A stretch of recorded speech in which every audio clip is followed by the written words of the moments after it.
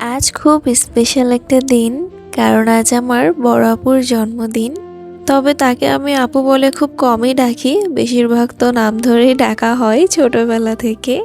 প্রথমেই দেখতে পাচ্ছ এখানে বাইরে থেকে কেক নিয়ে আসা হয়েছে, সাথে গুড়ের সন্দেশ। যেহেতু আমরা মিষ্টি খুব কম খাই ইদানিং, তাই খুব কম পরিমাণে আনা হয়েছে।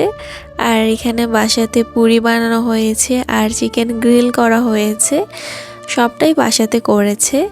আর এখানে আব্বু বাইরে থেকে আপুর জন্মদিন উপলক্ষে মিষ্টি আর রসমালাই নিয়ে এসেছে। আপুর জন্মদিন উপলক্ষে সবচেয়ে বেশি এক্সাইটেড ছিল ওয়াফিহা।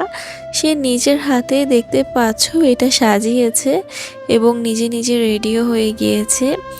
আমরাও সন্ধ্যার পর রেডি হয়ে গেলাম। আর রেডি হয়ে আমি তো আমার আম্মুর শাড়িটা পরে নিয়েছি। আসলে জন্মদিনটা জাস্ট ঘরোয়াভাবে করা হয়েছে, তেমন কোনো আয়োজনই করা হয়নি। শুধুমাত্র নিজেরা নিজেরা একটা কেক কাটলাম আর একটু রেডি শেডি হয়ে গেলাম।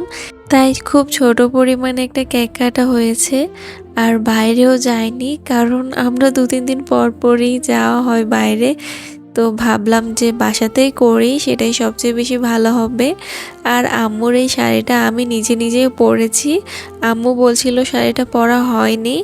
আমি তো বলছিলাম সমস্যা নেই, যেহেতু বাসাতেই আছি কোনো রকম পরা আর কি।